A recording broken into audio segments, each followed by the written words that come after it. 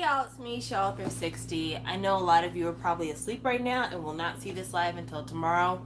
I got you, don't worry about it.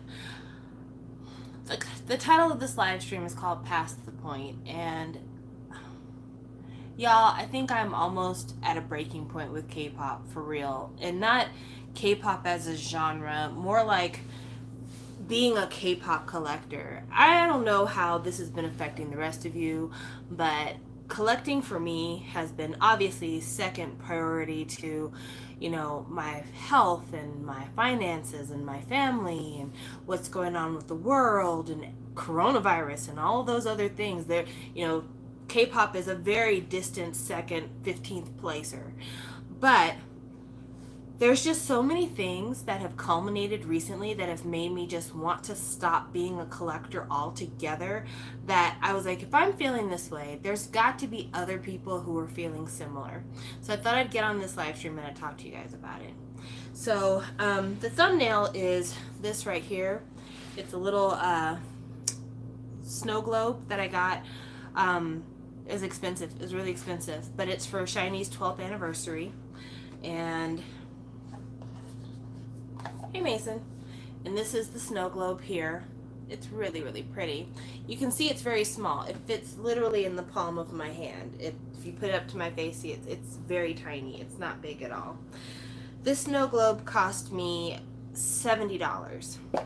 That's including shipping, but it cost me $70. And some of you might say that that's a pretty reasonable price. Hey, Landra. Some of you might say that's a pretty reasonable price. But when the snow globe came out in Korea, it was, I think, $35 or $40. So I paid a markup, including shipping, of course. I paid almost a 70% markup on that thing, which is a lot. It's a lot more than I should have had to pay. No, it's not big, Alondra. It's tiny. It's tiny. It's tiny. So the reason I had to pay so much more is because SM, while this is official merchandise, SM decided that they didn't want anyone else to have access to buying it directly from them except for Korean fans. So international fans had to find third parties to be able to get the snow globe. And the situation is happening again currently with SHINee's new photo book. Hey Tay, I'm doing well. Thank you for asking. With SHINee's new photo book called Into the Light, it is a 4-book photo book. So it's a binder, kind of like the Misconceptions of Us type of thing, where it's like a cardboard box, and then there's 4 books in it, and each book is a different member. So of course I had to have it, because I mean, it's a whole photo book dedicated to Minho, why not?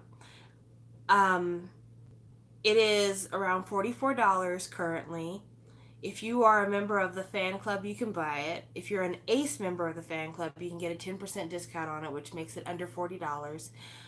But this is only if you're a member or an ACE member in Korea. If you're an international fan, you have to wait until the 22nd to be able to get this photo book, and you have 3 days to place your pre-order. Meanwhile, Korean fans will have had from the 15th all the way through the period that international fans have to order this photo book to get this photo book. It's not a cheap item. I don't know how your life is set up, but in my life, $44 is nothing to sneeze at. Stephanie, thank you for asking. The links are available for Korean orders, but they're not going to make the Google form available for international fans until the 22nd, because they do not want international fans to order the photo book until after Korean fans have had a chance to buy it on Yes24. So that's the answer to your question. If you go to the global link, you can't order anything because it's not available for you to order yet. And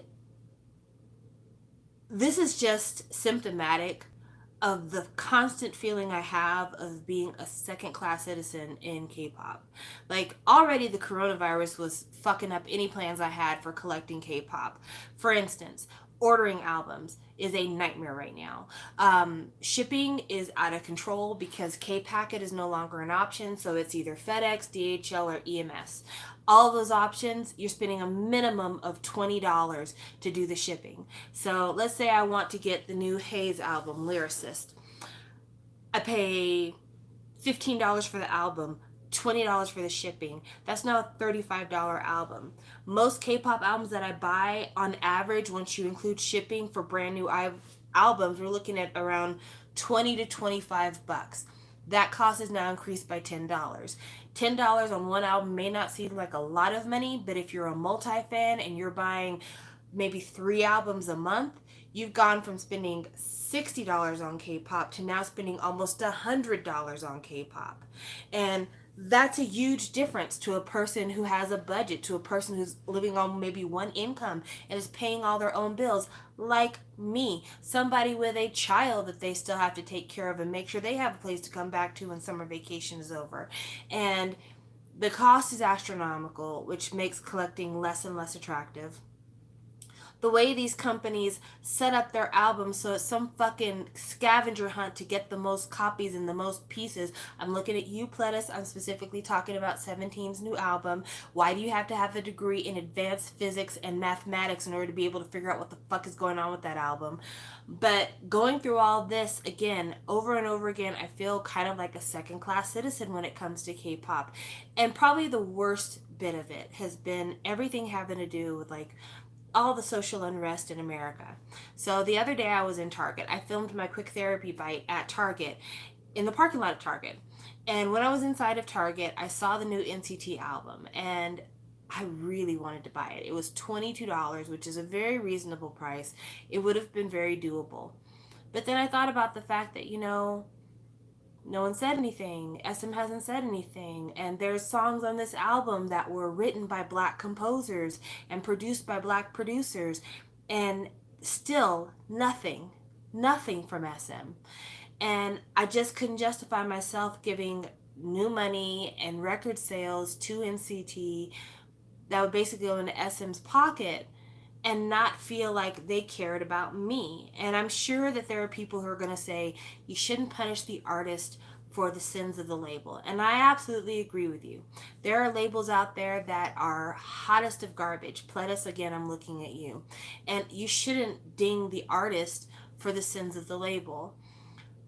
But if Yeri of Red Velvet can participate in Blackout Tuesday, I don't believe that members of NCT can't do it, or that Taemin can't do it, or that any of the other members of Super M can't do it. And so at what point do artists get held accountable? Throughout the history of my channel, I've spent a lot of time talking about the rights of artists. I've talked about protecting their mental health. I've talked about the fact that companies leave them very ill prepared, that they don't get an even profit share for what they're doing, that they're left in trainee debt, that they're being literally physically abused by these labels. But sometimes these artists are assholes too, y'all. Like, sometimes it's not just these labels around here bullying everybody. Sometimes these artists aren't great.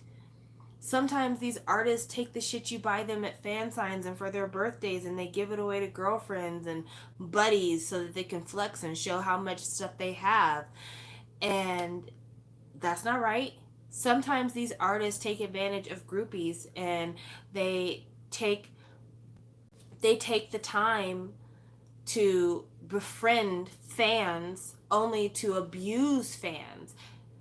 There's so many things that go on in the background that we don't have any access to, and these are human beings, so I don't expect them to be angels. But to constantly be saying like it's the label's fault, the artist never did anything wrong, the artists are all perfect, that's not necessarily true. They're human beings, and a lot of them know very well what they're getting into when they get involved with these labels. I mean, we all talk about the fact that certain people stayed at YG for forever. Why would you do that when YG is such a horrible company and they won't give you comebacks and this, that, the third? But if you're signing the renewal, you're saying that you're down for this treatment. Real talk. If you signed your contract renewal, you're saying that you're down for this treatment. And if that's what you're saying, if that's how you really feel, that I'm willing to put up with this because of the clout points that being on this label gives me, what do I look like being out in the streets shouting for your freedom if you don't want to be free? I mean, I really like Blackpink. I don't buy a lot of their stuff because while I like them, it's kind of like liking Selena Gomez. It's cute when it's on the radio. It's not something I particularly want to own. And so I don't really buy Blackpink like that. I own one Blackpink thing. I think I own Square One, Square Up. I can't even remember what the name of the album is, but I own that one little Square One. Um, People always talk about how bad Blackpink is treated by YG. The fact that they let one of their managers steal $1 million from Lisa. The fact that their comebacks are few and far between. The fact that, they've kind of put them into these molds that don't really allow for much growth for the girls. We've talked about that over and over again. It's been the topic of discussion across many different platforms. But when the time comes for them to renew their contracts, if they do it, do we really have any right to say that YG is treating them unfairly and that the label's not doing everything they can to promote them? Unless they make sure that in their contract promotion schedules are guaranteed, what do we look like campaigning for them if they don't?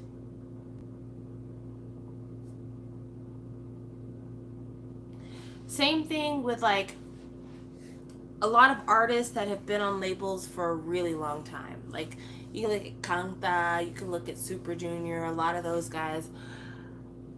A lot of times when these artists that have been legacy artists for a label for a really long time and people question, why don't you come back very often? How come all the members don't promote? How come this, that, and the third? They're still signed to the label. They didn't leave. They chose to stay there. If you chose to stay there, what do I look like arguing about why weren't you included in this? Why weren't you included in that? How come they don't show you more? And so I'm at the point now where taking everything into account, looking at everything as fairly as I can, kind of taking off my biased lenses for a minute.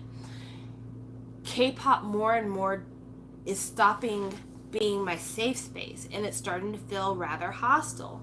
And, quiet as it's kept, there are really ugly things about K-pop that no one wants to talk about. We talk about it kind of in Twitter circles, we talk about it amongst ourselves, but we don't really talk about some of the psychological warfare a lot of us go through trying to be fans of K-pop.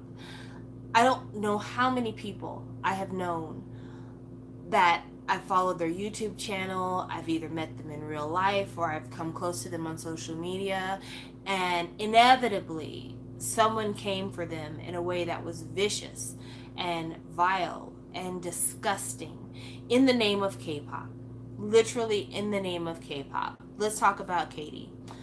Katie, who people are jealous because she buys so much stuff, even though that's her money to do with how she pleases, in whatever manner she pleases. People have literally created fake screenshots, fake conversations, tried to have a cancel party for her, all this stuff because they don't like the fact that she doesn't like their bias, or they perceive that she slighted their bias by not gushing over them, or because she didn't know all the members' names, or because she got rid of the photo card too fast, or she asked for a trade, or she doesn't collect twice. Like all this stuff that is apropos to nothing. She's not hurting any idol. She's spending money, but because of these perceived slights, people have tried to dox her. They have tried to host all these different social media campaigns against her. It's endangered her mental health. And I don't understand how we can not look at the tons of cancellations and doxings and campaigns against different people on social media and not see that as indicative of there being a disease in the way that we appreciate and celebrate K-pop. Same thing with trying to have a different opinion on social media. I've seen people who have approached different topics regarding K-pop in a very reasonable way, in an academic way, in a way that is just, a fan talking about something they love, but maybe noticing there's a little something off. Stephanie, I'm going to talk about you. You might not even be in the room anymore, but I'm still going to use your name. So, around the time that the 12th anniversary goods came out, I think it was around that time, she had done a quote about, or she had done a tweet about, the reason why Jongyun's face isn't all over all the merchandise is because, no, it was the 12th anniversary, but it wasn't the merchandise, it was the video. SM put out a video for SHINee's 12th anniversary, and it was a bunch of concert clips. And there were a lot of clips of the five on stage, and then there'd be like individual solo clips. Well, I can't see who's in the chat unless you talk, so that's why I have to say I don't know if you're still in the room. They didn't show individual close-ups of Jongyun. They only showed an individual close-up of Minho, Onew, Taemin, and Key. And fans were like, oh, look at SM being assholes. They've left Jongyun out again. Why are they so mean to Jongyun? Why don't they ever celebrate his memory? They're trying to erase his legacy. On and on and on. Which, that was part of the reason why I got this snow globe. A big part of the reason is because this is as close as SM can get to marketing Jongyun in any of the group promotional stuff. Is this box right here. So that's why I got this. But she made a very valid point, a point that I've made on my channel. Jongyun's family is very much in control of his image. If you look at the SHINee Foundation merch, they don't use his picture. So why would anybody believe that if his own foundation won't use his picture, why would they allow SM to use his picture? His family are the people who were bequeathed his estate. There's a good chance that he probably died without a will. And if you've been following the saga of Gohara's death, then you know that when Jongyun passed away, his sister and his mother were entitled to everything that was a part of his estate. Anything that he had became theirs, and they took equal share of that. I don't know anything about his father. No one really talks about him, so I don't know if his dad's involved with any of this, but definitely his mother and his sister for sure. Well, if they're saying that we won't allow you to make money off of our son's image or brother's image, there's really nothing that SM can do. They can't go into court and say, oh, well, we disagree. And the argument that someone else made on Twitter was, well, I don't think that that's accurate because it's not marketing, it's a celebration of their anniversary. Ladies and gentlemen, people don't put together music videos and memorial videos and stuff like this out of the kindness of their heart. It is marketing. It shows up on an official marketing platform for SM. And instead of having a decent conversation with somebody who is spitting real facts and is not coming at it super hyper emotional, is not being super critical, but like really saying, after a preponderance of the evidence, we've come to the following conclusions about this case. Going that direction, still, it was like, block, you raggedy bitch, you don't know, blah, blah, blah. I mean, just uncomfortable levels of disrespect. To the point that, it drives a person away from social media. It drives people away from wanting to reach out to fans and be a part of fan groups and having people talk to you about things. You're like, I don't even have anybody I can talk to anymore. To lose people, to have people so in their feelings about a K-pop topic that other friendship bonds that you might have had are immediately severed because your opinion differs from mine about some K-pop. I can't live my life like that. I absolutely cannot live my life like that. And, God bless you, Stephanie, because you're better than me, because I tend to manifest my feelings outward rather than inward. And if somebody blocked me and tried to call me all kinds of names and things of that nature, I got hot words for them. These fingers are hot on Twitter streets. But I say all that to say, we don't talk enough about that. Especially when it's fans against fans within the same fandom. We don't like to air our family business out into the street. But it needs to be said. Honestly, as an international Shawwal, I feel way less supported than Korean Shawwals. I feel like SM, when it comes to the way that they market, we are completely an afterthought. I'm actually really glad that Taemin made it a priority that we got cute subtitles for his recent vlog series. But there's been so many times when Shiny Media has been put out by SM that did not even have English subtitles for days, sometimes weeks, because the company could not fucking care less. And Korean fans don't go up for us. And it sucks because we buy albums, we buy merch, we're buying shit in Japan, we're buying the stuff in Korea, we're paying for them to come over here to the United States. Like, we do all of these things. We do all of these things to show our support, and it costs us way more to be supportive, because while you're buying an album for $15 in Korea, I'm paying a $10 shipping premium, so that album cost me $25. So if you say, oh, well, why aren't you buying 100 copies? Because I'm paying 30% more than you are for the exact same thing. 40% really, I'm paying more than you are. And because I'm paying more than you are, I can't buy as much. But I'm actually actively making the steps to support. I'm streaming on the platforms where I can stream. I'm watching the music videos. I'm pre-ordering things. I'm doing all of this. I'm doing all of this. But I'm still an afterthought. And when we say that we want to support an idol when they're going through a hard time, it's like, oh, the stupid international bitches are at it again. Oh, fuck those Delulus. I remember when Onu had his spat of super bad luck. He had a couple of spams where he just had super bad luck.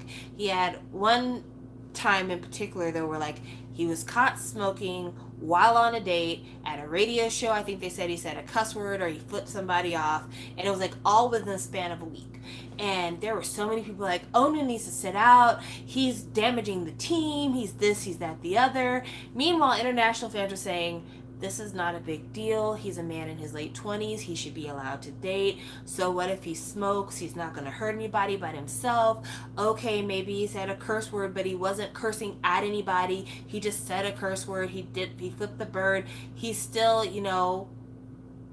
a younger man. He's not a young man, but he's a younger man. Why is it a big deal? We are then tagged with Delulu status and, oh, you guys are so gross and blah, blah, blah, blah. And they don't want to say it, but let's just say it now, because credit needs to go where credit is due. When Guhara was being eaten alive by the Korean press, it was international fans who said, back up off of her, she is fragile, this is ridiculous, how can this be happening? There were netizens who said that the man who abused Guhara was ridiculous, that he was crazy for opening a salon while he was still facing charges for this assault. But at the same time, there were Korean articles coming out about how Guhara's eye surgery looks weird, or I can't believe she's promoting in Japan, she should just stay there. And you wouldn't think that a kid would grow up to be that kind of a person. It was international fans who consistently came to this woman's defense. Same thing with Sully. If you look at the articles that were in Korean media before she died, the articles leading up to her death were, Sully takes a racy Instagram photo. She must have known what she was doing when she was giving us a glimpse of her boob. She's drunk online. She's saying controversial things. She's this, she's that, the other. Consistently, without fail, I saw international websites calling out the Korean media for the way that they were critiquing this young woman who was just trying to be a young woman. And then when she dies, it's, oh, well, this is because of feminism, and this is because of hate comments, and this is as if yesterday didn't exist. And no one came back and said, international fans, we need to work together to make sure that our idols are better protected. That didn't happen. No one acknowledged that there was a firm group of people who over and over again said, this is not right, this is not fair, this should have never happened. She should have been defended all along. And so Where do we go from here? And this is not even having the conversation about the abject racism and the silence that's placed on people who call out the racism in K-pop. When fans tell idols, we would prefer for you not to wear dreadlocks or braids, it's constantly, oh, fuck you, it's just a hairstyle, it doesn't mean anything. Why are you being so sensitive? If you really call yourself a fan, you wouldn't be making them feel bad about just the styling choices they're making. It's not even their fault because the Cordanuna did this.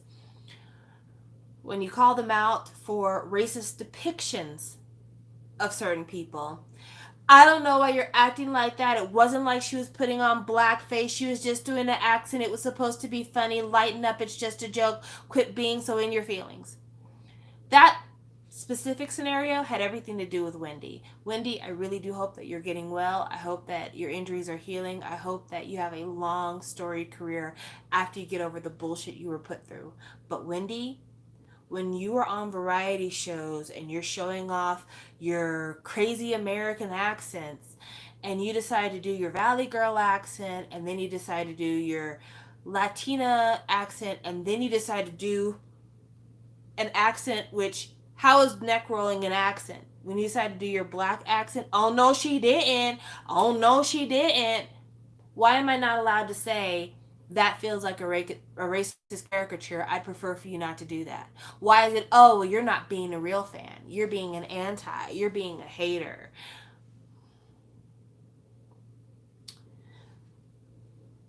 I'm not going to speak on the BTS stuff anymore because I've done multiple videos on that and I think I've pretty much put a pin in that situation. But I will say this. When Black Army Selka Day was first a thing, I remember so many people saying, this is ridiculous, this is bullshit, why should you get a separate day? They don't even want you in their fandom anyway, you're ugly.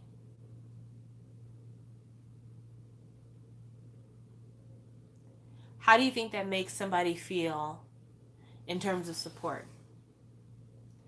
I've never seen anybody go to a black fan and be like, you know what? They don't want your money. Here's your $25 back. Go away.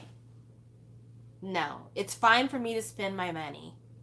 But when I have something to say about feeling misrepresented, all of a sudden it's a problem. And I don't even have the same problems that other Asian people have within K-pop.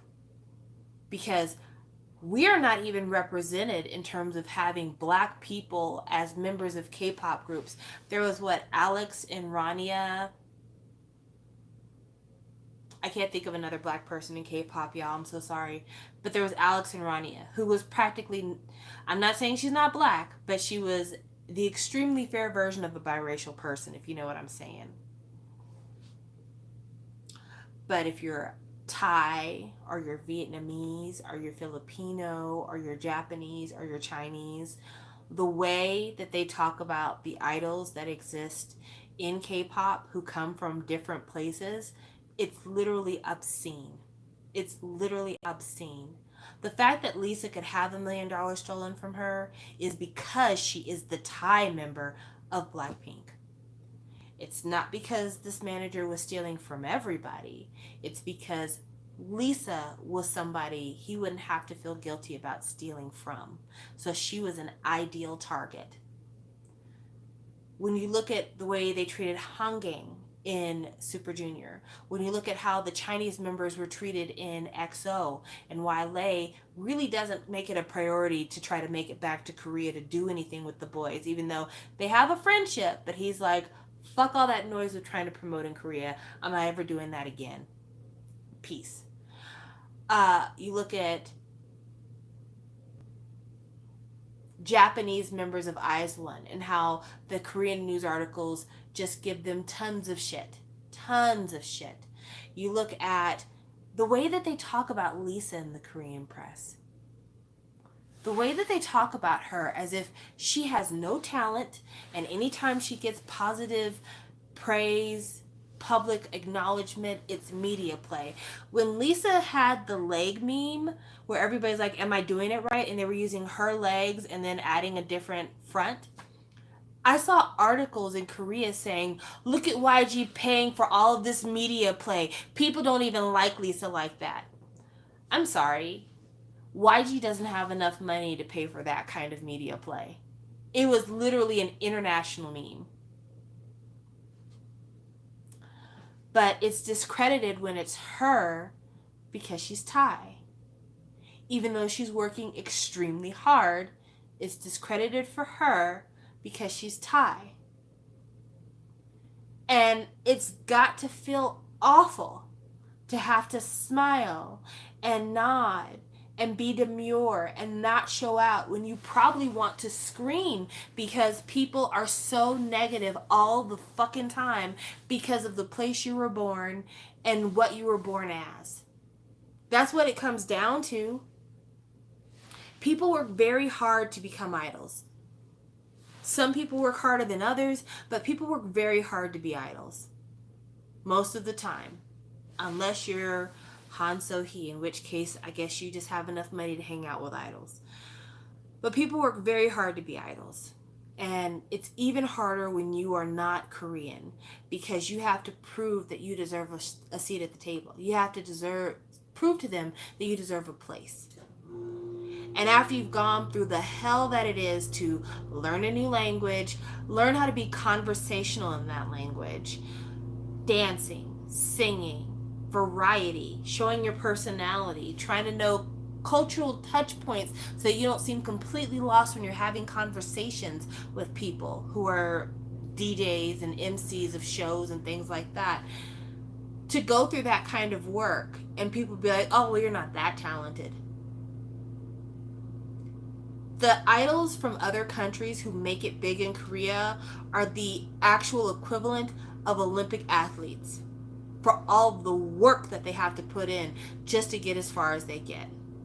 And it's not fair that they're looked at so poorly. It's not fair that they're treated so bad. It's not fair that they're given less accolades than everybody else. But again, K-pop showing its ugly face.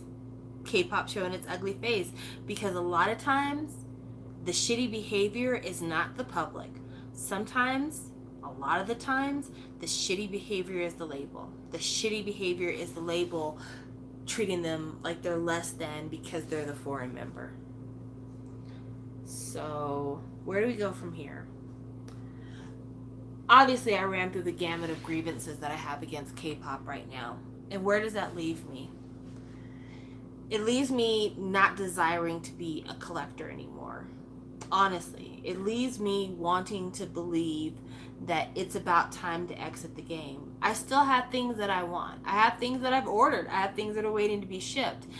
But with every subsequent release of an unoriginal booklet packaging, every subsequent release of some packaging that you would have to be a child genius to figure out, with every subsequent half-hearted effort that somebody did to make sure that you have 3 comebacks a year, so the title track is cute but the rest of the album is hot garbage and afterthoughts.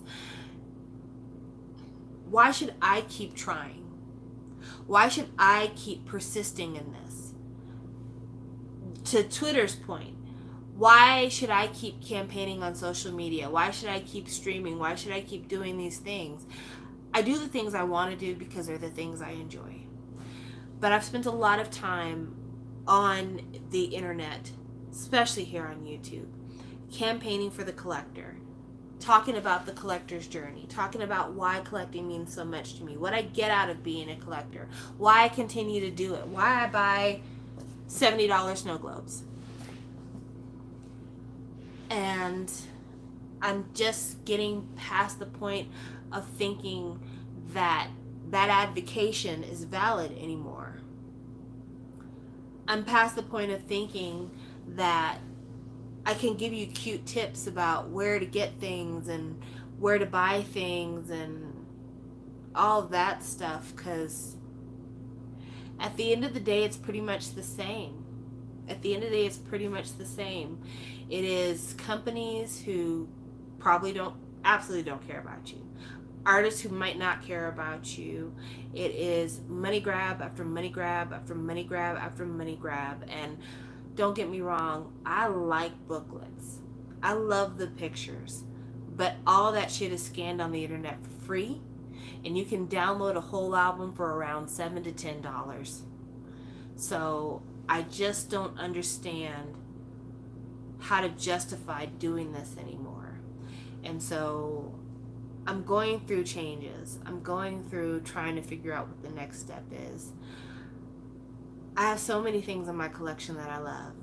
I really do. Between light sticks and dolls and cassette tapes and photo books and season's greetings and photo cards and enamel pins, there's so much stuff that I love. And the idea of giving any of it up it makes me feel nervous. It really does. It makes me feel very nervous. But at the same time, I went through a period of time before I moved to Colorado when I wasn't buying anything because I couldn't buy anything.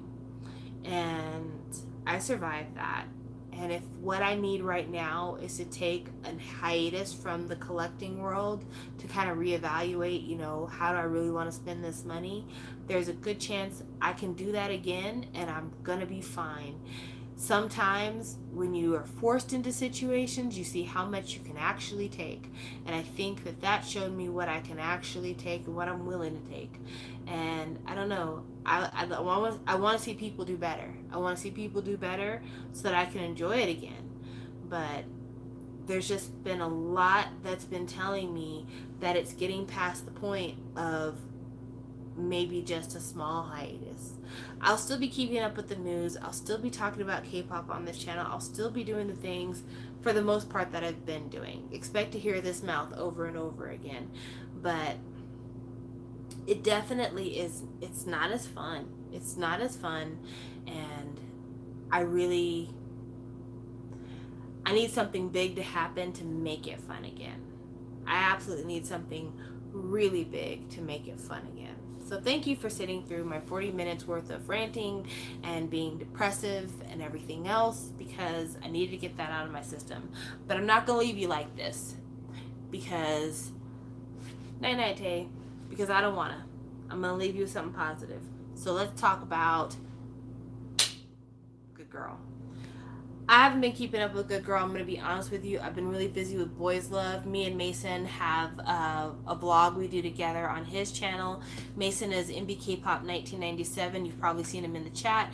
But we do Boys Love reviews every Saturday. And we've done, I want to say, 6 or 7 of them by now. But that's where we are. We have a kiki. It's a good time. But that has really kept me from keeping up with Road to Kingdom and Good Girl. Road to Kingdom, I've caught up with very briefly, the performances only. I don't catch up with all the, behind the scenes stuff. 8, wow. But Good Girl, I took some time, I believe it was yesterday, to catch up on all the performances for Good Girl. If you're not watching the performances, I know you can't watch the show legally, so I'm not going to make you watch the show. If you can't watch the show, please go on YouTube and watch the performances. There's some really good stuff coming out of Good Girl. Really good stuff. Like stuff I would spend legitimate money on. Good stuff. In terms of the way the performances are going with the contestants, most people are doing their damn job. Sleek, who I was very unimpressed with when the season started, has kind of found their niche in the group.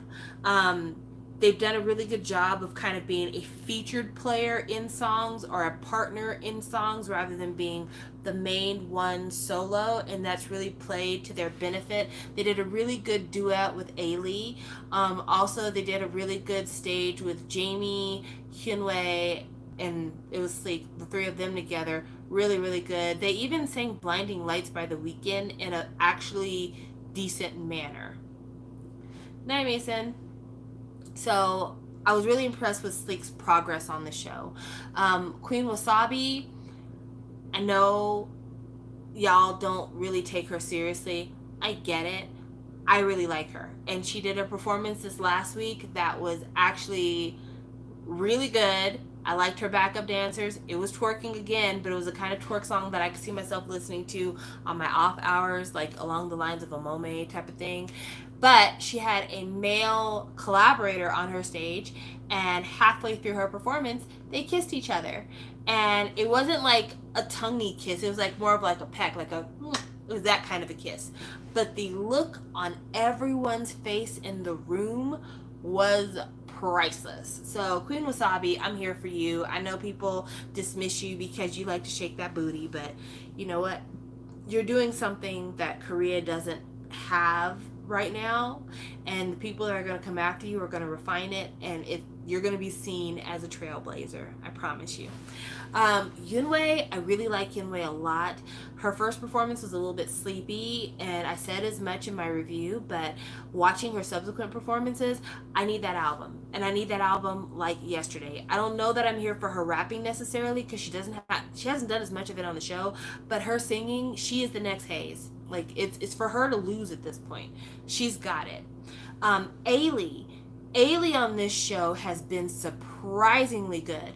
Like, she's saying some stuff that's out of her normal kind of comfort zone, and seeing her reframed as an R&B singer as opposed to like a pop ballad girl is a very nice surprise. I love it. I think that that's the direction she should go in her next project. That is absolutely her. That is her brand. She should do it. Jamie, Park Jimin from 15 and she's been sounding really good. Her first performance where she did Gangsta by Kalani, that wasn't great. That wasn't great at all. But her features that she's done after that have all sounded really, really good. So Jamie, if you're listening, keep on doing what you're doing. Your vocals are very interesting right now. I really like them. The little girl from CLC is forgettable. I really can't say nothing about her because nothing she's done has been impressive at all. Hyoyeon from SNSD. Her first performance wasn't great. She did another performance later on in the show. It was her and Cheetah. That song, really, really good. Like, I listened to that song and I'm like, this is what Hyoyeon should be doing from now on. Like, this is her lane. Let some of that DJ stuff go. This right here, this is where you need to be. It was a really good stage. And it was a really good stage for Cheetah too. I think it is the best kind of away from SNSD performance and song style that Hyoyeon's ever done. And it definitely makes you want to reevaluate her as a performer. Cheetah's been doing okay, but she's not been great. Her attitude sucks on this show, like straight up. I haven't even been able to get like clear subs for it, but every time I see her, she's just like, she looks over it, and I really wish you would stop. I really wish you would stop. Eunji has an amazing voice. They still have not figured out what kind of music to give her voice, so her performances come across a little bit boring because she's like rapidy rap out there, but she's also using backing tracks that are like boom bap, boom bap, boom bap bap, boom bap, and it's not super interesting. And so it makes her song seem boring because she's playing off of a weak track. Whereas if they gave her a good collab and they gave her better production, she would kill it because she has one of the most interesting vocal tones I've ever heard from a Korean female rap artist. Check her out if you haven't already. I'm trying to think if there's anybody else that I'm missing that I haven't talked about. I'm like, in my mind, in my mental Rolodex, I'm going through the room, trying to remember where everybody sat to see if I went over everybody. I think I got most everybody, but I'm sure I forgot someone, and if I forgot you, it's probably because you have been forgettable, so I apologize for that. Also, Hyolyn came on the show and did a song called 9 Lives, and Hyolyn sounds amazing. For her to be out here dancing, it's like, wow. Wasa's not on that show. She's not on Good Girl. But for Hyoyeon to be out here dancing and singing as well as she did, my goodness, my girl, you are fantastic. I love you. So yeah, Good Girl. Check out the performances. I think they're far better quality than anything you're going to catch on Road to Kingdom. Road to Kingdom is bullshit. Apparently people liked ONF a lot, and okay, I didn't talk about her. People liked ONF's performance a lot of It's Raining, and so I'm giving up on that show because obviously my taste and this show, they don't align. They're all over the place here. I forgot to talk about Jiwoo from Card. She did Chris Brown's "Take You Down," which I really wasn't impressed with, and since then there really hasn't been anything that she's done that's particularly notable. So take that as the critique, friend girl. Wasa, I haven't talked about her mini album. I'd like to order it, but at the same time, I'm kind of, yeah, you know what it is. I'm kind of off that buying stuff almost. So I don't know if I'm gonna get it or not. We'll see what happens. Um, but good for her for coming out with something. I think the mini album's called Maria, which I have a question about that. Why is it called Maria? Are you gonna do a remake of that Blondie song Maria? Because like I'm really tired of people remaking that song. So I don't know if you ever heard the Blondie song Maria, Ave Maria, that song. Uh, Bada did a cover of that a few years ago, and it's like her most well-known solo thing. I really hope that Wasa's not redoing that. I hope that it's called Maria because it's some kind of Latin themed Havana kind of thing that she's doing. But yeah, we'll see what happens. I just don't be that. Please don't be that. Sick K's new album is trash. It would be good if he didn't have so much fucking auto tune, but the auto tune is on every song, and it is a lot of auto tune, and it doesn't sound good, and I don't like it, and I'm really mad at him because he is somebody who I enjoyed quite a bit when he first came out, and it feels like with each subsequent release, I enjoy him less and less and less, and I hate it because I want to help him. Also, he has that stupid fucking braid cap on, which we talked about the hairstyles. He's got this beanie with these little braids attached to it with beads on the braids, and it's just like, fuck out of here with that bullshit. Fuck out of here with that bullshit. So, not a big fan of that. PH1's mixtape, though, is actually really good. So if you haven't heard PH1's The Worst Mixtape, check it out. It's actually really, really nice. Really, really nice. Very pleasant to listen to. But it came out a while ago. It came out like a month ago. About a month ago. But it's really, really good. But yeah, that's the scene as I see it. Go listen to Blue's song Downtown Baby. Apparently it's getting a big resurgence on the charts in Korea, and I like Blue okay. He's not somebody whose album I would normally buy, but he's decent, so you might like the song if you like it. But outside of that, I can't really think of anything else that I need to talk about. Praying for you all. Things are getting even worse. And it's nervous laughter, honestly, but in the Philippines, a journalist from the Rappler was sentenced to 6 years in prison for online libel. And it is a symbol of how the Philippines are currently cracking down on journalists and making their press less and less free, which is unfortunate because they also have a terror bill which basically says you can go to jail without charges for up to a month if you are suspected of any kind of nefarious activity online. And it means that there's no protection from people who get online to talk about LGBT issues, to talk about domestic violence issues, to talk about issues of unfair treatment under the law. They could be seen as political dissenters.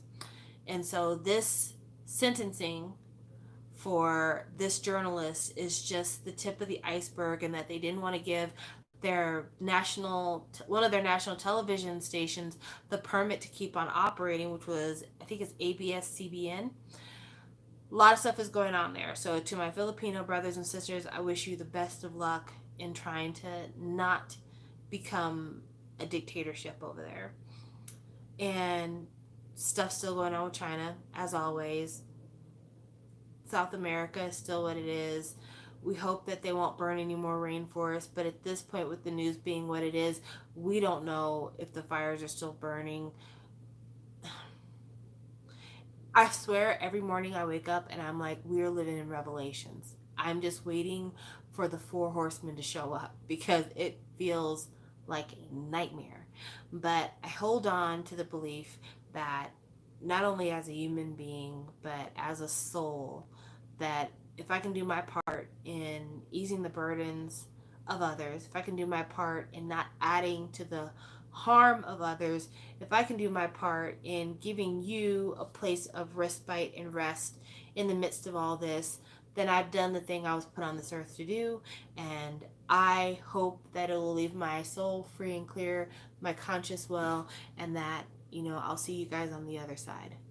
Hopefully, not anytime soon, but 2020, like I said, is looking like a shit show, so we don't know. But thank you guys for watching, and I'll talk with you guys later. Bye.